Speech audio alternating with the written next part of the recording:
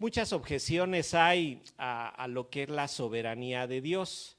En términos teológicos, decimos que si hay una sola cosa que se salga del control de Dios, Dios dejó de ser soberano.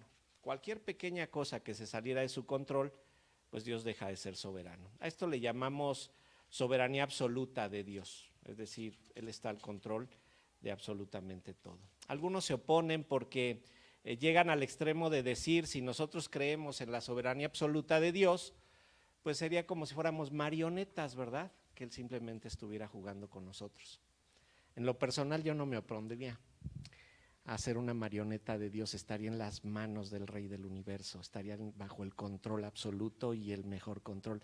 Pero por esas libertades que Dios nos da, a veces como marionetas, ¿verdad? Le queremos estar jalando el hilo, ¿verdad? Yo no quiero ir para allá, yo quiero ir para acá, ¿verdad? Y eso es lo que no nos deja ver su amor, su bondad, su misericordia, y a veces nos hace tener respuestas inadecuadas a lo que Él quiere de nosotros. Vamos a ver, ustedes ya saben, Lucas 7, versículos 11 al 17. Estamos en un evangelio, en el evangelio de Lucas. Y de acuerdo al manual bíblico Holman, nos dice, un evangelio es una explicación teológica y pastoral del significado e impacto de la vida, muerte y resurrección de Cristo. Entonces vamos a ver pues cómo se nos explica a través de este suceso pues que el Señor estaba actuando en una soberanía total, en una soberanía absoluta.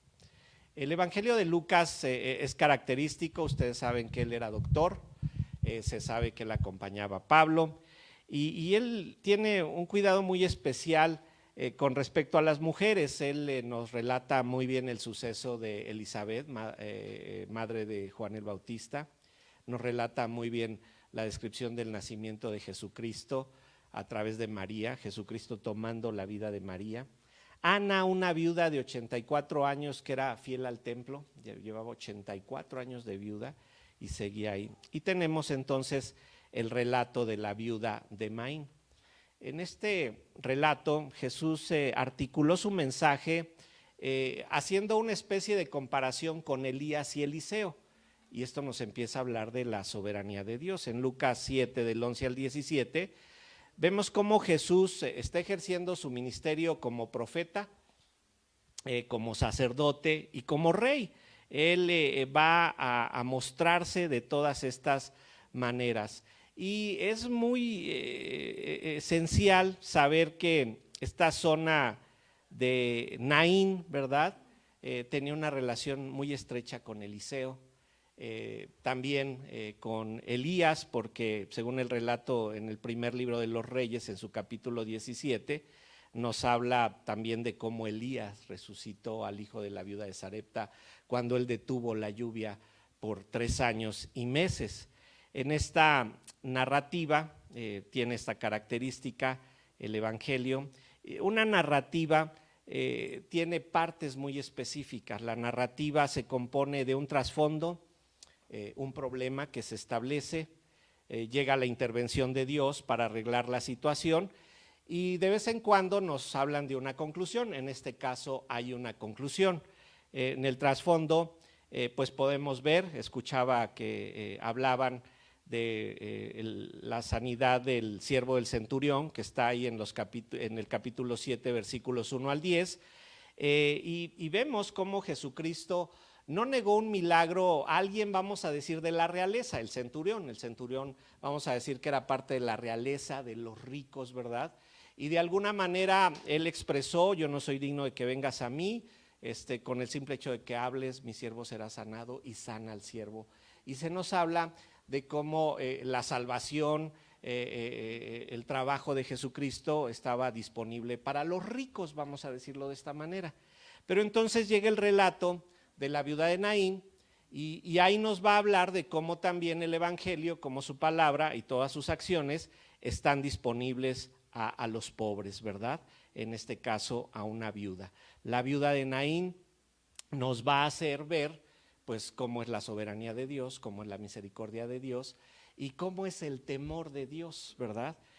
Vamos a ver a dividir de manera natural el pasaje, y digo de manera natural porque voy a usar las partes de la narrativa. Vamos a ver el trasfondo, versículos 11 y 12, el problema, versículo 13, la intervención de Jesús, versículos 14 y 15, y la conclusión en los versículos 16 y 17. Vamos a dividir, estas son las partes de la narrativa, y vamos a analizar este pasaje y vamos a aprender acerca de esa soberanía de Dios, la misericordia de Dios y el temor de Dios. Vamos a leer Lucas 7 y vamos a leer los versículos 11 y hasta el 17. Dice así Lucas 7, versículo 11. Aconteció después que él iba a la ciudad que se llama Naín, e iban con él muchos de sus discípulos y una gran multitud. Cuando llegó cerca de la puerta de la ciudad, he aquí que llevaban a enterrar a un difunto, hijo único de su madre, la cual era viuda. Y había con ella mucha gente de la ciudad. Y cuando el Señor la vio, se compadeció de ella y le dijo: no llores. Acercándose, tocó el féretro, y los que lo llevaban se detuvieron y dijo: joven, a ti te digo, levántate. Entonces se incorporó el que había muerto y comenzó a hablar, y lo dio a su madre. Y todos tuvieron miedo y glorificaban a Dios diciendo: un gran profeta se ha levantado entre nosotros, y Dios ha visitado a su pueblo. Y se extendió la fama de él por toda Judea y por toda la región de alrededor. Viene el trasfondo. De acuerdo a lo que vemos en el versículo 1, capítulo 7, versículo 1, él viene de Capernaum, al lado del mar de Galilea, que no es un mar, es un gran lago, se le llama mar por su extensión, pero es un gran lago porque es de agua dulce. Él viene de ahí, de Capernaum, se dirige a Naín. Naín era parte de Galilea, la región en donde el Señor ministró la mayor parte del tiempo que estuvo con nosotros. Más o menos son 30 kilómetros de Capernaum a Naín. Esto quiere decir que le tomó pues al menos un día después de haber sanado al centurión y haberse ido hacia Naín, posiblemente más porque no caminaban de manera constante y continua, y sobre todo que la gente lo rodeaba y quería hablar con él. Entonces podemos pensar que fueron 2, tal vez y hasta 3 días entre el suceso del siervo del centurión y la viuda de Naín. Es muy interesante, les decía, porque Naín está muy cerca de la aldea de Sunem, donde Eliseo resucitó a un niño. Entonces esto nos habla de algo muy especial, porque el lugar Naín no fue algo fortuito o simplemente por el azar, sino que tenía que haber una conexión muy grande entre los profetas del Antiguo Testamento, entre el Dios creador del universo y Jesucristo que estaba entre nosotros, para comprobar que su deidad estaba directamente relacionada con Dios. Naín no tenía ninguna característica especial. Y vemos, ¿verdad? A diferencia del caso del centurión, no se nos habla de las gentes que van con él, no se nos habla de cuántas personas van con él, pero nos dice ahí en Lucas 7:11, aconteció después que él iba a la ciudad que se llama Naín, dice, e iban con él muchos de sus discípulos y una gran multitud. Los discípulos, como veremos en el relato, no tienen ninguna participación. Posiblemente al ver el suceso del centurión y ver cómo éste sanó a la distancia, pues dijeron vamos a seguirlo, ¿no? Porque aquí igual y nos toca algo, igual y hay algo. Venía con mucha gente y vemos, ¿verdad?, que pues posiblemente venían los apóstoles ahí con él. Vemos pues desde antes que ya están presentes. Esta gran multitud que lo va acompañando, pues viene en busca de algo, detrás del Señor. Ellos quieren ver si así como el centurión fue sanado, ellos pues les toca algo, ¿verdad? Podemos inferir esto. ¿Y por qué lo decimos? Bueno, sabemos que al momento de su crucifixión y de su arresto, todos lo abandonaron. fueron alimentados los 5,000, todos vieron su gran poder, pero simplemente los seguían por ver si recibían algo, ¿verdad? Dios, Jesucristo, todo lo hacen de manera muy precisa en esa soberanía que solamente el creador del universo puede controlar. Entonces el hecho de que esta ciudad de Naim esté cerca de Sunem, donde Eliseo resucitó también a un niño, nos recuerda un pasaje del Antiguo Testamento, porque tenemos que recordar todo lo que Dios ha hecho en toda la historia de la humanidad. Vayan a Isaías, dejen ahí un separador en Lucas, ya saben, es nuestro texto base, vamos a estar regresando a Lucas. Vayan a Isaías 46, versículos 9 y 10, porque vamos a ver que no era casualidad que él estuviera en esta zona en donde Eliseo había resucitado un niño, sino que Dios, en su soberano control, quería que toda la población seguramente recordaban de ese suceso que había sido cientos de años antes. Y ahí en Isaías 46, 9 y 10, el Señor nos da una instrucción a través del profeta. Dice ahí Isaías 46, 9 y 10: acordaos de las cosas pasadas desde los tiempos antiguos. Porque yo soy Dios y no hay otro Dios, y no hay nada semejante a mí, que anuncio lo por venir desde el principio y desde la antigüedad, lo que aún no era hecho. Que digo, mi consejo permanecerá y haré todo lo que quiero. Para Dios es de suma importancia recordar. Entonces, el hecho de que Jesucristo esté en esta zona no es fortuito. Dios quería recordarles. ¿Se acuerdan del poder que mostré con Elías, con Eliseo, siglos antes? Ese poder lo viene manifestando mi hijo. Dios hace todo lo que Él quiere. Y vayan ahí mismo, vayan ahí, y ahora revisen Isaías 46, Isaías 46, 10.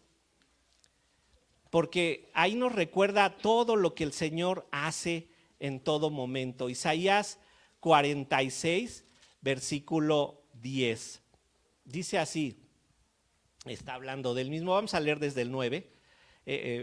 Bueno, en el 46, 10, mejor, ya leímos el otro. Dice que anuncio el porvenir desde el principio en la antigüedad. Y al final dice algo muy interesante, que hago todo lo que yo quiero. No hay quien se pueda oponer a Dios. No hay quien pueda luchar en contra de Él. Entonces, en esa teoría que les daba al principio de que si somos marionetas del Señor o no, y si le podemos jalar los hilos, pues en efecto nos ha dado esa capacidad. Algunos de los que hablan del libre albedrío, libre albedrío en la elección, libre albedrío en la salvación, yo les pido definan libre albedrío. Y algunos dicen, bueno, definimos el libre albedrío que pues tenemos libertad de decisiones. Y les digo, a ver, defínanlo. Por ejemplo, ¿ustedes qué se pusieron hoy? ¿Lo que ustedes quisieron o lo que alguien les dijo que se pusieran? ¿Lo que ustedes quisieron? Les voy a decir que no es cierto, porque estaban ustedes limitados. ¿A qué estaban limitados? O sea, lo que hay en su closet. No podían elegir otra cosa. ¿Sí? Es como llegar al Starbucks, ¿verdad? A ver, deme una hamburguesa doble con queso. ¿Qué te van a decir? Aquí no hay, aquí es puro café, ¿verdad?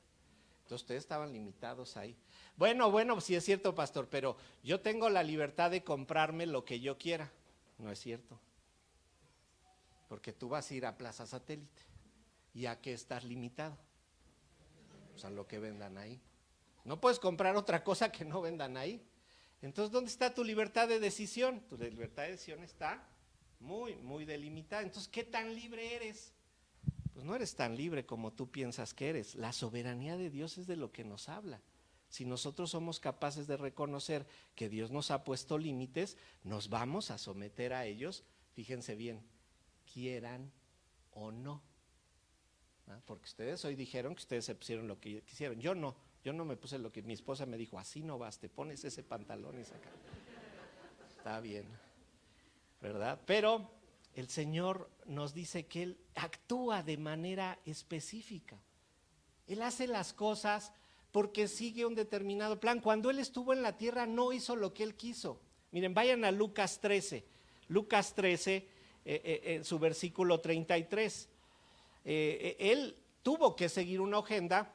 Y recordarán que a veces cuando lo querían capturar, él se lograba librar y les decía, aún no ha llegado mi tiempo, y cuando ya lo llegan a capturar, él dice, ha llegado ya mi hora, reconociendo que era el momento específico que Dios había trazado para que él cumpliera con todo esto. La agenda de Dios está trazada soberanamente. Vean cómo dice Lucas 13:33, él dice, sin embargo, es necesario que hoy y mañana y pasado mañana siga mi camino, porque no es posible que un profeta muera fuera de Jerusalén. Está hablando de su muerte.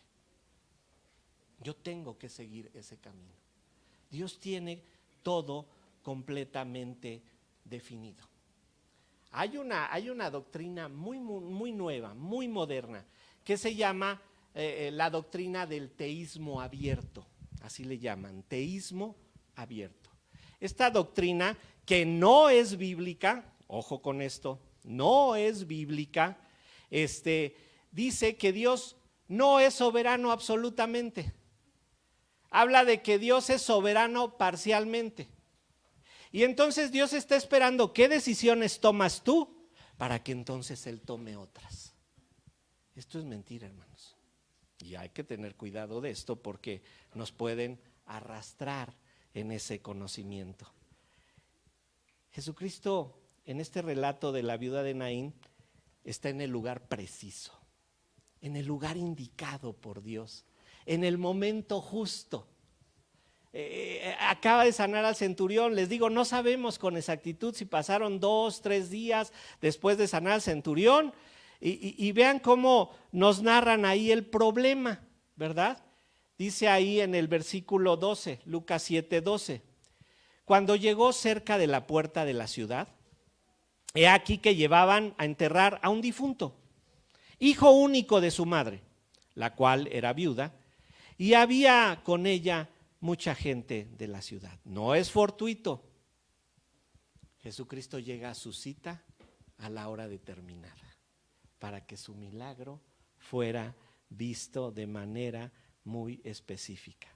Dice que llegan a la puerta de la ciudad. Les dije que la ciudad de Naín no tenía nada de especial, no era como otras ciudades fortificadas que tenían una puerta de acceso. La puerta de la ciudad era como ese lugar de reunión, un zócalo, una explanada, un lugar donde se reunían para socializar, para llevar a cabo comercio, incluso para tener algún tipo de lecciones, de doctrinas, ¿verdad? Y esto es muy importante porque nos hace ver esa precisión que el Señor tiene ahí. Incluso todos estos detalles que les acabo de dar son más importantes, fíjense bien, son más importantes que el milagro que vamos a ver a continuación. El milagro rodeado con toda esta información ya tiene un significado muy, muy pequeño. Están ahí en la puerta de la ciudad, ellos pues esperaban pues que transcurriera el día, está el funeral, pero vamos a resaltar 3 características de las personas involucradas. Se nos dice ahí que cuando llegó cerca de la puerta de la ciudad, dice aquí, llevaban a enterrar un difunto, un cadáver, muerto, ¿sí? Ya no tenían la duda. Ay, ¿será que está enfermito y lo llevan? No, este era un difunto, muerto, cadáver. Estaba como Lázaro, ya llevaba 3 días de muerto, ya gedía, ¿verdad? En el caso del niño que resucitó Eliseo, también en esta zona, lo hizo con un muerto cadáver, total. No había duda que estuviera muerto. De hecho, dice que tocó el féretro. Muy interesante porque cuando él toca el féretro, pues nos habla de que posiblemente iba en una como tipo camilla que lo embalsamaban. No era lo que nosotros podríamos ver ahora como sería un ataúd, ¿verdad? posiblemente sería nada más una especie de camilla la que él va a tocar, pero ya va ahí, ya lo llevan a enterrar, ya pasaron los días del duelo, del velorio, que en Israel podía llegar hasta una semana, ¿sí? El velorio, es decir, ya estaba confirmado que estaba completamente muerto. Dice también ahí en nuestro versículo 12 que era hijo único de su madre. Esta información le agrega todavía más datos al problema, porque esto es conmovedor. Tener un hijo único en aquellos tiempos podía significar varias cosas. Una, pues que no tenían toda la bendición del Señor. ¿Se acuerdan en el caso de Ana, la madre de Samuel? Ella, su marido era Elcana, él tenía otra mujer, Penina, y Ana no tenía hijo, hasta que el Señor le entrega un hijo y ella se considera bendecida. Una mujer que no tuviera hijos, pues era considerada que no tenía mucha bendición de parte del Señor. Si ustedes van al Salmo 127, 3 al 5, no vayan, apúntenlo si quieren. Nos dice que los hijos son una bendición del Señor, y dice ahí al final del versículo 25, refiriéndose a los hijos como saetas, dice: dichoso el varón que llenó su aljaba de ellos. Es decir, que tener muchos hijos era bendición. Y esto es muy interesante porque si ustedes ven el relato de la hija de Jairo, era su única hija. Si ustedes ven la sanidad del muchacho endemoniado, era el único hijo. Entonces, parece ser que el Señor elegía esas familias, esas personas que pudieran tener una mayor significancia de por qué tenían que recibir un milagro de parte del Señor. Esta mujer no solamente era su único hijo, nos dice también ahí el versículo 12 que era viuda. Esta mujer no tenía marido, y como no tenía marido, tenía un significado muy especial. Recuerden que la tierra no se podía vender en Israel, sino que se heredaba, ¿sí? Después, cuando se va Jesucristo, cuando asciende al cielo, recordarán que allí en Hechos capítulo 3, 4 se nos dice que todos vendían todas las cosas y tenían todas las cosas en común, y era la razón porque como pasaban de ser israelitas a ser cristianos, pues ya no tenían los beneficios de ser judíos, y entonces les quitaban toda posesión, les quitaban todo.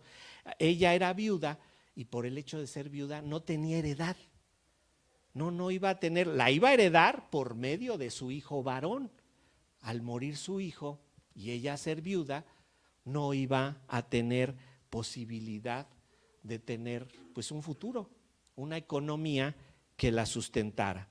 El dolor de perder a un hijo ya era fuerte en sí, y si a esto le añadimos que era viuda, pues era algo terrible. De hecho, cuando el Señor mandaba a pueblos en contra de su pueblo de Israel para castigarlos por su desobediencia, les dice: vas a sufrir como sufre una madre que pierde a su único hijo. Vayan a Jeremías 6, versículo 26, Jeremías 6, versículo 26, porque ahí se nos habla de esto. Recuerden, siempre que alguien atacaba a Israel, era porque el Señor lo permitía.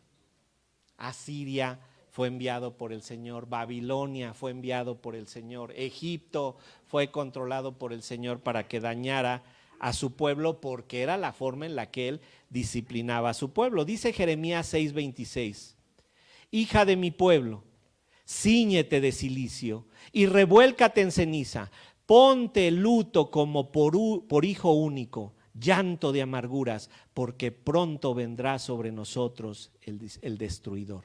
Aquí les dice: ponte luto como por hijo único. Saben que se rentaban las plañideras, las lloronas, ¿verdad? En los velorios. Y dice que venía mucha gente, y quien más dinero tuviera, pues más lloronas llevaba en su velorio. Y esto era pues así como de clase, ¿no? O sea, como si ahorita llegaras allá Galloso y les dijeras: quiero 10, por favor, que estén llorando todo el tiempo del velorio, ¿no?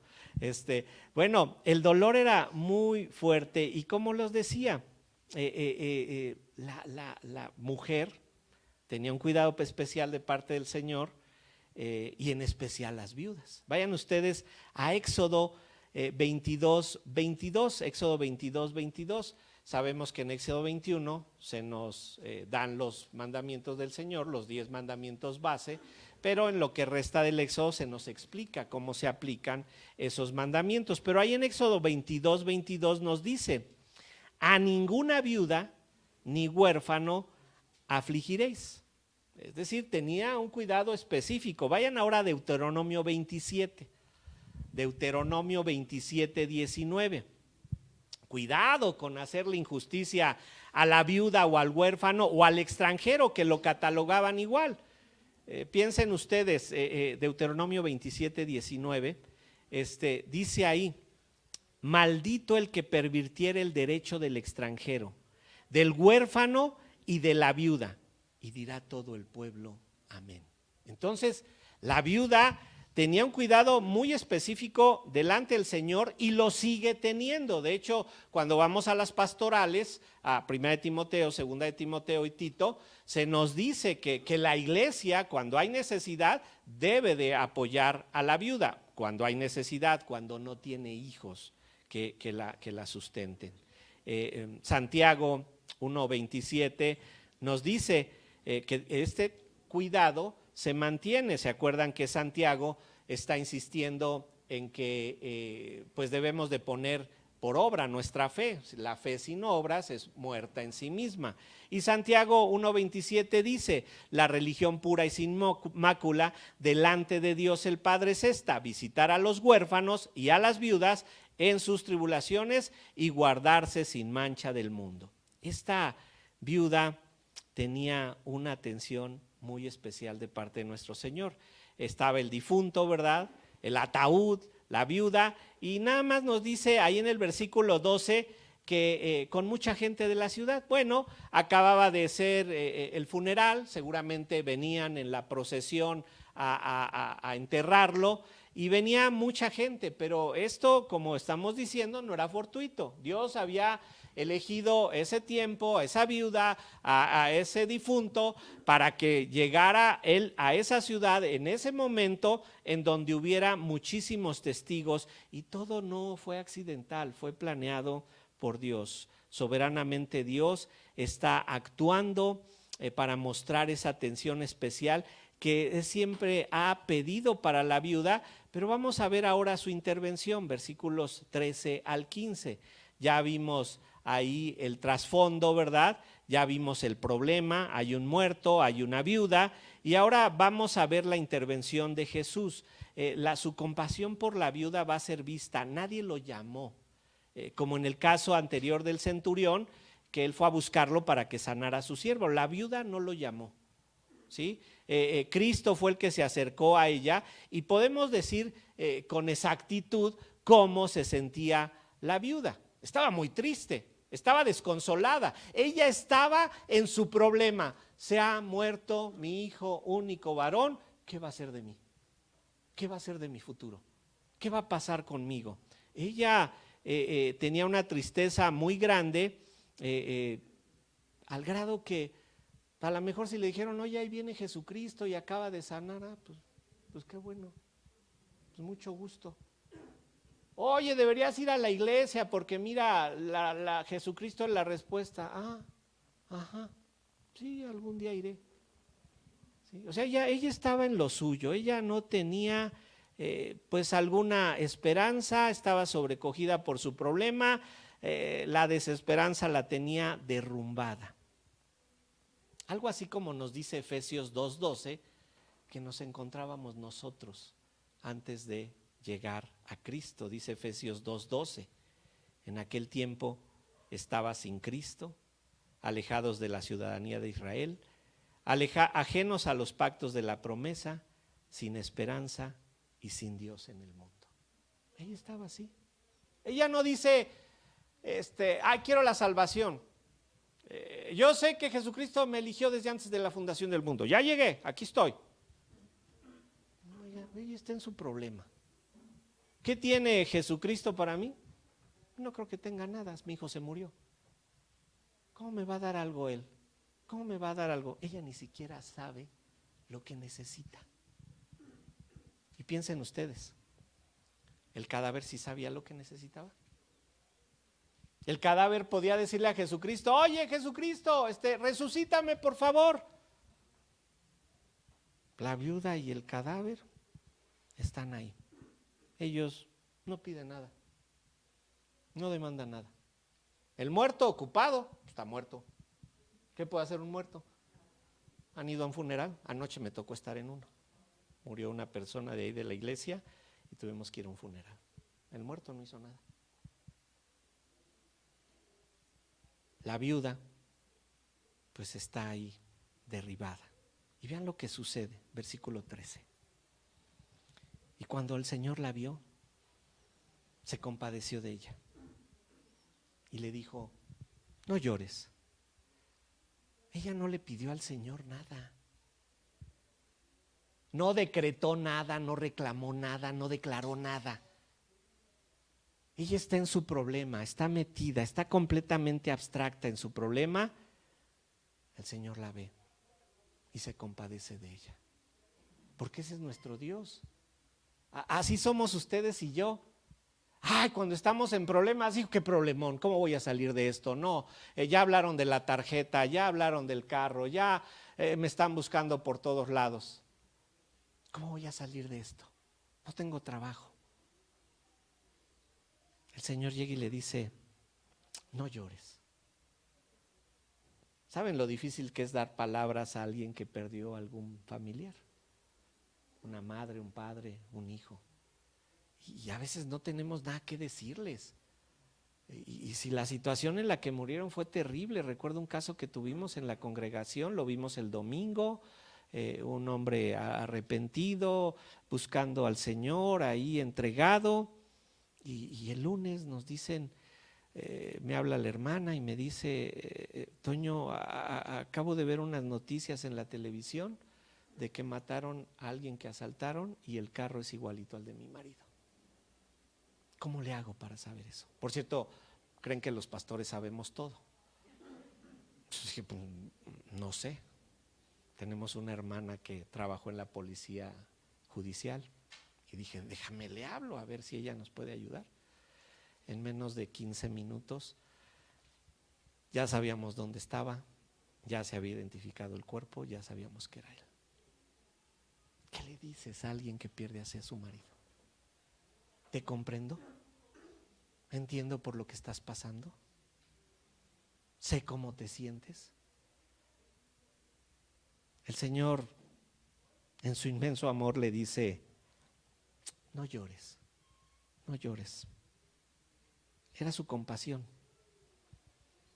El Señor tiene una idea muy diferente de la vida y de la muerte. El Señor sabe que la muerte es ganancia. Pablo lo decía, ¿se acuerdan ahí en Filipenses 1:21? Porque para mí el vivir es Cristo y el morir es ganancia. Y si bien no se nos dice con precisión cuáles son los planes de Dios para la viuda ni siquiera le dice: oye, a ver si es cierto, resucítame a mi hijo. Ella no sabe, no tiene nada que pedir, no sabe qué decir. Y llega Jesucristo, le dice: no llores, porque yo tengo un concepto muy diferente de la muerte. La muerte es una ganancia. Él lo tiene en su mente. Pero fíjense para qué vino Cristo. Vayan a Hebreos, y esto sí hay que leerlo con detalle. Hebreos 2, 14 y 15. Porque este es el concepto que tiene Cristo de la muerte. Dice Hebreos 2, 14 y 15. Él murió por una razón específica. Dice Hebreos 2, 14 y 15. Así que, por cuanto los hijos participaron de carne y sangre, él también participó de lo mismo, para destruir por medio de la muerte al que tenía el imperio de la muerte, esto es, al diablo, y librar a todos los que por el temor de la muerte estaban durante toda la vida sujetos a servidumbre. Fíjense bien para qué murió Cristo. ¿Por qué Pablo es capaz de decir, para mí morir es ganancia? Y esto es algo que todos los creyentes debemos de tenerlo muy claro. Jesucristo murió para librarnos del poder que tenía el temor de la muerte sobre nosotros, y sepamos decir, para mí el morir es ganancia.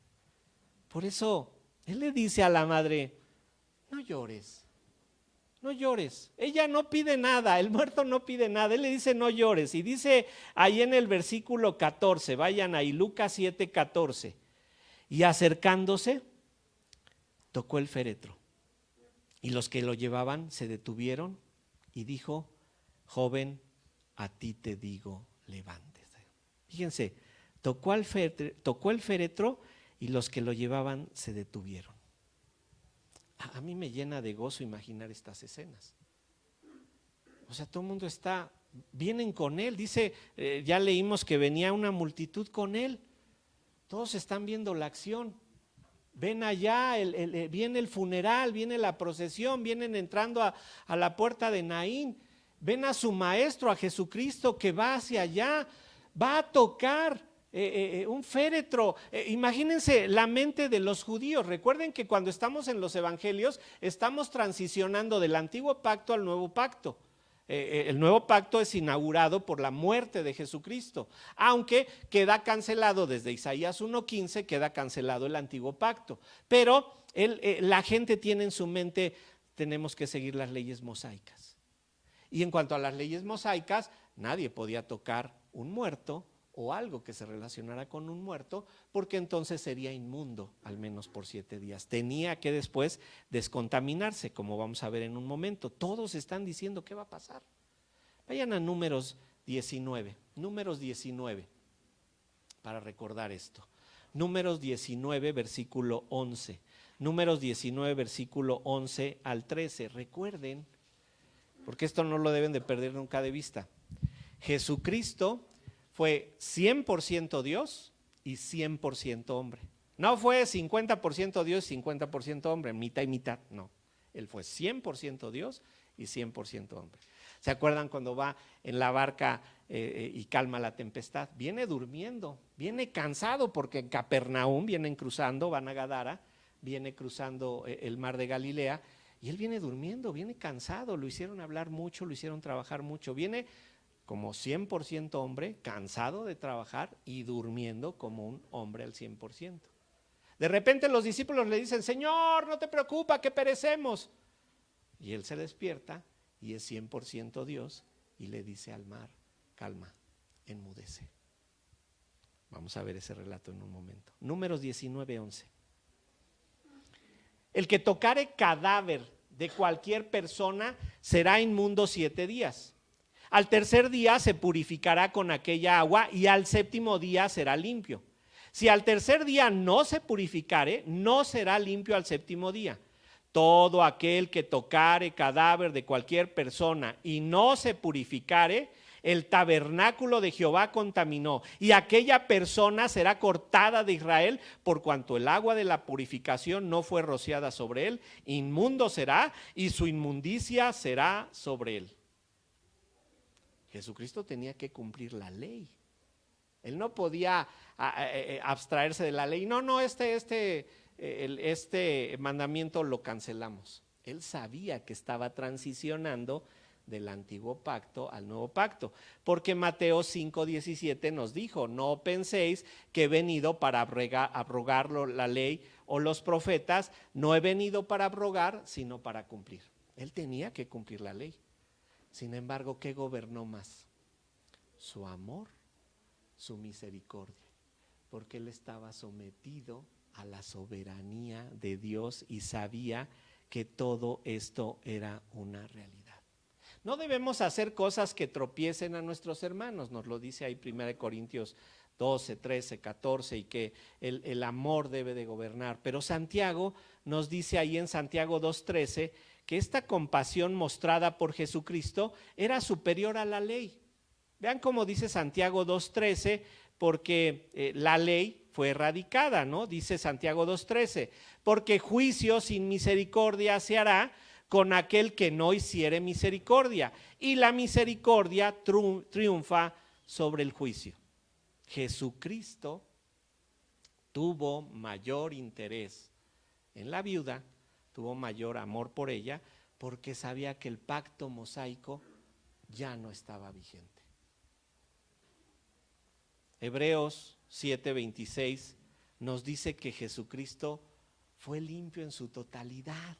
Dice Hebreos 7:26, porque tal sumo sacerdote, se refiere a Jesucristo, porque tal sumo sacerdote nos convenía, santo, inocente, sin mancha, apartado de los pecadores, hecho más sublime que los cielos. Entonces, regresemos a Lucas 7:14, él toca el féretro, se detienen y él dice, joven, a ti te digo, levántate. En el relato anterior, cuando sana al centurión, ya lo hemos dicho, el centurión dice, no soy digno de que entres a mi casa. Y vienen y le avisan al centurión, oye, ya sanó tu siervo, porque él ni siquiera habló. Tal vez solo con su mente sanó al siervo del centurión. Pero esto de que nos dice que tocó al féretro, no tocó al cadáver. No tocó al niño, solo tocó el féretro. Sería lo mismo, porque ya fuera el cadáver o cualquier cosa relacionada con el cadáver sería inmundo, pero ya vimos que su misericordia era mayor. Pero con el centurión, Jesucristo está mostrando que es Dios porque Él controla la enfermedad. Aquí está mostrando que es Dios porque Él controla a la muerte, ¿sí? Pero ¿qué nos recuerda el hecho de que Él le haya hablado? Que lo haya hecho solo con su voz. Así fue la creación. Él solo habló y fue hecho. Él dijo, hágase la luz, y fue la luz. Él dijo, produzca la tierra plantas verdes, y la tierra produzca plantas verdes. Y así fue en toda la creación. El hecho de que Jesucristo solo tocara el féretro era algo visible a todos. Vean, o sea, esa ley por la que ustedes viven, esos temores por los que ustedes viven, conmigo están quitados por completo. Lo toca, le dice, levántate y sal. Algo parecido a lo que hizo con Lázaro. ¿Se acuerdan que Lázaro ya estaba en la tumba? Tienen que quitar la piedra. Y él nada más le dice, Lázaro, sal fuera. Solo con su voz, mostrando ahí así su poder. La voz de Dios es lo que tenemos que escuchar. Y fíjense bien, cuando tú no estás atento a la voz de Dios, nos decía mi hermano, si no se agradan en la alabanza hoy, pues ¿qué van a ir a hacer al cielo? Si no están atentos a la voz de Dios hoy, fíjense qué les puede pasar. Vamos a Juan 5, versículos 28 y 29. Porque debemos de estar muy atentos a la voz de Dios. Debemos estar muy atentos. Obviamente estoy hablando de la voz de Dios escrita. Dice el pastor Sugel Michelén, ¿quieres escuchar la voz de Dios audiblemente? Simplemente lee la Biblia en voz alta y ya, escuchar la voz de Dios audiblemente. Juan 5, 28 y 29. Dice ahí, no os maravilléis de esto, porque vendrá hora cuando todos los que están en los sepulcros oirán su voz, y los que hicieron lo bueno saldrán a resurrección de vida, mas los que hicieron lo malo a resurrección de condenación. ¿Se dan cuenta la importancia de la voz de Dios? Hasta muertos hay que estar atentos a la voz de Dios. Hay que saber que Dios nos va a hablar. Hay que saber que la resurrección es una realidad en su totalidad. El hijo de la viuda no resucitó porque tuviera fe, estaba muerto. El Señor Jesucristo no le resucitó el hijo a la viuda porque la viuda tuviera mucha fe en él. No le pidió nada. Ella no tenía ni idea de lo que necesitaba. Ni siquiera fue capaz de decirle, ay, por favor, Señor Jesucristo, tú que tienes el poder, resucítame. ¿Por qué? Porque se hallaba como ustedes y yo antes de llegar a los pies de Cristo, muertos en nuestros delitos y pecados. Ella no era capaz de saber qué era lo que le convenía. No sabía qué necesitaba de Dios. Y noten, Cristo nos dio vida cuando estábamos muertos en nuestros delitos y pecados. Él nos rescató por su gracia. en algunas objeciones a la soberanía de Dios y a la elección del Señor desde antes de la fundación del mundo, algunos dicen, no pudo ser así porque yo tengo mi libre albedrío. Bueno, pues ya les dije que su libre albedrío está muy limitado, pero ni siquiera sabemos lo que nos conviene. No nos dice Romanos 8:26 que ni siquiera sabemos pedir como conviene. ¿Qué tiene que hacer el Espíritu Santo? Interceder por nosotros con gemidos indecibles. ¿Qué son esos gemidos indecibles? No son, hay algunos quejidos como algunos que falsamente dicen que hablan lenguas y nada más producen balbuceos. Esos no son los gemidos indecibles. Un gemido indecible es un, ¿qué te pido, Señor? Les dije que ayer estuvimos en un velorio, en la noche, mi esposita y yo, y esta mujer, 53 años, ataque cardíaco al corazón, 3 o 4 ataques cardíacos, en el cuarto ya no lo resistió, fue fulminante, y me decía él, ¿qué pido? ¿Qué le pido a Dios? Decía yo, no le pidas nada, no pidas nada, no sabes qué es lo que convenga. Estaba en coma ya ella. No le digas que quede viva y qué tal si queda mal. No le digas llévatela porque qué tal si el plan de Dios es regresártela bien. No pidas nada. Dile a Dios, tú eres soberano, tú eres sabio, lo que tú decidas está bien, Señor. No pidas nada. Nosotros no sabemos qué pedir. El muerto, la viuda, tampoco sabían qué pedir. Versículo 15, Lucas 7:15. Entonces se incorporó el que había muerto y comenzó a hablar y lo dio a su madre. Fíjense, esos que apelan a las sanidades, ¿verdad? Les digo, si tienes el don sanidad, pues mira, aquí está traumatología. Vamos ahí.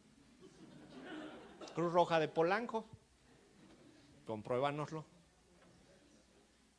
No, es que también es que tomé esto y aquello y se me fue el cáncer. Te dieron quimioterapia. Bueno, también. Ya no sabemos qué te curó, hermano. Y muchos que dicen, no tomes nada, ¿verdad? Ya saben, hay religiones como los testigos de Jehová, ni transfusiones de sangre, ni nada. Y si Dios te va a salvar, te va a salvar. Y se mueren. Hay que saber que Dios tiene muchas cosas a nuestra disposición. No depende de nosotros la vida, no depende de nosotros la muerte, depende solo de nuestro Dios. Él sanó así. No le dijo, mira, tienes que ir a terapia de rehabilitación para que te vuelvan a enseñar a caminar. Y no, se levantó, empezó a hablar y él le dijo a la madre, aquí está tu hijo. Lo sanó al instante, lo entrega a su madre. La viuda no pidió nada, el difunto no pidió nada.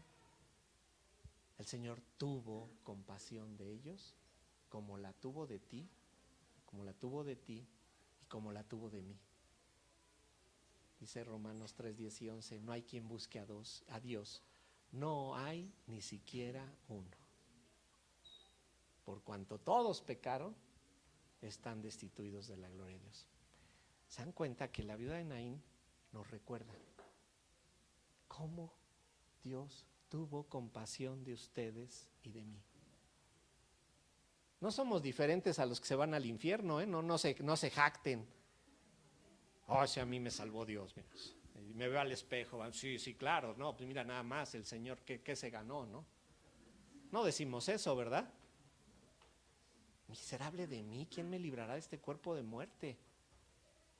Así es como tuvo compasión de nosotros. No merecíamos nada, ni siquiera sabíamos qué pedir, no sabíamos que nuestra mayor necesidad era Cristo, no sabíamos que nuestro Salvador nos estaba buscando, no sabíamos que todo lo que el Señor estaba haciendo de manera soberana en nuestra vida era para convencernos de pecado, de justicia y de juicio. Y Él estaba moviendo sus piezas y yo tengo libre albedrío. Cuando el Señor estaba haciendo todo, no sabíamos que su gracia nos estaba alcanzando para que lo adoráramos, para que lo glorificáramos y para que fuéramos obedientes a Él. La viuda, su hijo, fueron sorprendidos por la gracia de Dios, como tú y como yo. Nos sorprendió. Como si el Señor nos hubiera parecido como a Pablo, ¿verdad? En el camino a Damasco. ¿A dónde vas, Pablo? Así nos tomó a ustedes y a mí. ¿A dónde vas si te estoy buscando? y me vas a servir.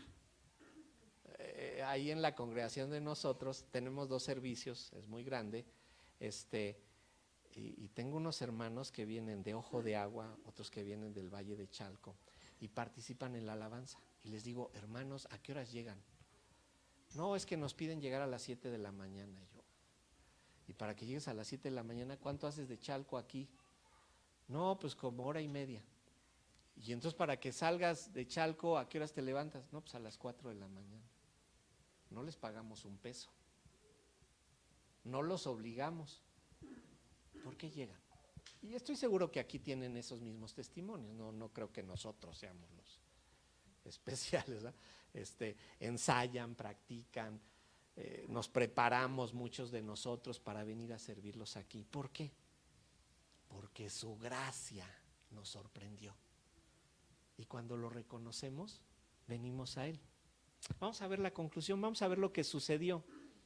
Dice ahí en los versículos 16 y 17, y todos tuvieron miedo. Esta es la mejor reacción. Cuando vemos el poder de Dios, cuando vemos su grandeza, teman. Así como los discípulos en la barca. Si van a ese relato, vamos a verlo, vayan a Marcos 4, 40 y 41. Dice ahí, es uno de tantos, ya saben que está en varios lugares en los evangelios, pero ahí en Marcos 4, 40 y 41, después de que él calma la tempestad, dice así, Marcos 4, 40. Y les dijo, ¿por qué estáis amedrentados? ¿Cómo no tenéis fe? Entonces temieron con gran temor y se decían uno al otro, ¿quién es este que aún el viento y el mar le obedecen? ¿Se dan cuenta la respuesta? ¿Quién es este? Esa es la respuesta correcta. Estos que están ahí tuvieron gran miedo, pero vean su respuesta positiva. Dice ahí en el versículo 16, y todos tuvieron gran miedo y glorificaban a Dios. ¿Cuál es el principio de la sabiduría? El temor de Jehová. Debemos de temerle porque eso nos hace respetarlo. Eso nos hace glorificarlos. Y vean lo que decían, un gran profeta se ha levantado entre nosotros y Dios ha visitado a su pueblo. Miren, hermanos, en efecto, el grupo de alabanza, les digo, no nos entona cantos. No venimos a que nos den un show, ¿verdad? Ay, qué bonito estuvo el show de la alabanza. No. Ellos nos dirigen en adoración. Y cuando entonan los cantos, nos llevan en alabanza al Señor. Y cuando vemos cómo el cantante o el que está tocando la guitarra se emociona porque todos los que están aquí al frente sienten mejor la música que muchos de nosotros, eso nos exalta y nos lleva. Y a veces cuando tocan cantos muy bonitos, por cierto, los que tuvimos hoy, son como probaditas de cielo, ¿no? Guau, ¿a poco no quisieran estar ahí? Ay, alabando al Señor, todos en armonía, bien padre, ¿no? Pero debemos de tener ese temor del Señor y reconocer que no hace nada solamente porque sí. Esto sucedió igual, vayan ahí mismo en Marcos, pero ahora vayan al capítulo 5, versículos 15 al 17, ahí está el relato del endemoniado gadareno, pero aquí hay un temor que no es un temor reverente. Es un temor diferente. Este es el que no debemos de tener. Marcos 5, 15 al 17. Dice ahí, recuerden, llega a él, viene de Capernaum, muy interesante porque es donde deben unir los relatos de la narrativa, porque viene de Capernaum, ahí lo hicieron cansarse, estaba hasta en una barca hablándoles porque se le amontonaba la gente. Cruza el mar de Galilea, calma la tempestad y nos hace ver que tiene control sobre la naturaleza. Llega a Gadara y le sale 1 o 2 endemoniados gadarenos porque tenemos esa controversia en los relatos. Pensamos que eran 2, pero solo se concentra la atención sobre uno. Él lo sana, ¿sí? Lo sana y entonces ¿se acuerdan cómo es? Les dice, ¿por qué has llegado para atormentarnos antes de tiempo? Permítenos irnos a esos cerdos. ¿Por qué se fueron a los cerdos? Pues ¿por qué no nomás los lanzó ya? Porque si no, no iba a ser visible a todos que le acababa de expulsar demonios. ¿Cómo se hacía visible? Pues váyanse a los cerdos y precipítense ahí en el acantilado. pobres de los que cuidaban cerditos, ¿va? Sabemos que no eran judíos porque los judíos tenían prohibido comer cerdo. Entonces, si eran judíos desobedientes. Y entonces todos estos se espantan y van a llamar al pueblo. Y llegan aquí, Marcos 5:15. Dice, vienen a Jesús y ven al que había sido atormentado del demonio y que había tenido la legión sentado, vestido y en su juicio cabal, y tuvieron miedo. Y les contaron a los que lo habían visto cómo le habían acontecido al que había tenido el demonio y lo de los cerdos. Y comenzaron a rogarle que se fuera de sus contornos. Este es un temor del que no tenemos que tener nosotros. El temor a Dios nos debe de acercar a Él, a glorificarlo a Él, porque si tu temor a Dios es de mejor me voy porque esto está muy serio, no vas a disfrutar de las bendiciones del Señor. El Señor hizo todo esto de la viuda de Naín, con los que lo acompañaban, una gran multitud, los que venían en el funeral, otra gran multitud, lo hizo para que fuera visible su misericordia. Les decía, unan los relatos, porque esto es lo interesante de los evangelios. Cuando calma la tempestad, tiene control sobre el clima o los fenómenos climáticos. Cuando cura al endemoniado, tiene control sobre las huestes demoníacas. No hay que reprender a Satanás ni hay que hacerle nada. Someteos a Dios, resistir al diablo y él huirá de ustedes. Y luego, si siguen el relato ahí, va a sanar a la mujer de flujo de sangre que llevaba enferma años. Va toda la multitud ahí y alguien lo toca y le dice a los discípulos, alguien me tocó. Ay, Señor, si la multitud nos aplasta y tú preguntando quién te tocó. No, dice, alguien me tocó de manera muy especial. Vuelve a comprobar que Él tiene control de todo porque sana a la viuda. Y después viene la hija de este hombre, se me olvidó ahorita el nombre de él, Jairo, a la que sana, mostrando su soberanía. Entonces todos estos relatos que tenemos en los evangelios nos hacen recordar quién es el Señor. Dice el último versículo, el 17, y se extendió la fama de él por toda Judea y por toda la región de alrededor. ¿Por qué el Señor realizó milagros? ¿Por qué los apóstoles realizaron milagros? Simple. Se tenía que autentificar que él tenía deidad, que él era Dios. ¿Por qué los apóstoles pudieron realizar milagros? Porque se tenía que autentificar que los que iban a escribir la Biblia tenían también la divinidad de Cristo. Hoy ya no esperemos este tipo de milagros. ¿Saben cuál es el milagro que más realiza el Señor? Y lo pueden comprobar ustedes mismos. El milagro de la salvación. ¿Cómo era yo antes? ¿Cómo soy hoy? Si no estás cambiando, la fama del Señor no te ha llegado. No lo has reconocido como Él es. Vemos entonces que la soberanía de Dios es vista al mostrarse en tiempo y forma en el lugar preciso para recordarle al pueblo de Dios que ese poder que hubo con Eliseo en Naín, en Sunem, ahora lo tenía Jesucristo. Soberanía de Dios en el momento correcto, en el lugar correcto. Misericordia de Dios. La viuda no pedía nada, el difunto no pedía nada.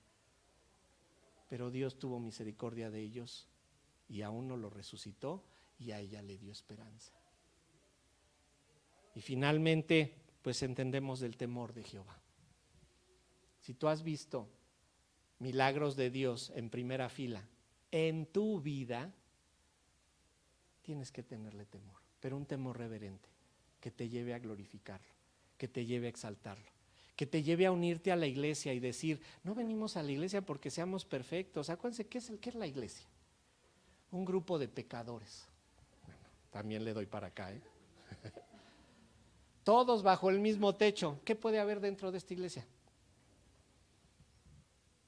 Pecados entre unos y otros. Entiendo, no hay pecados a lo mejor de adulterio, de robo, pero a veces nos quejamos de, ay, es que ese hermano no me saludó. Pues ve y salúdalo. Es que ya me iba yo a sentar y puso su bolsa. Pues dile, con permiso, hermano, la bolsa no está cansada, yo sí. Cuando tenemos temor del Señor nos lleva a exaltarlo y quitamos todas las barreras. Sacamos la viga de nuestro ojo, le ayudamos a sacar la paja del otro y vivimos juntos en armonía porque entendemos que quien debe de gobernar aquí es Cristo. no los hombres. Inclinemos nuestro rostro.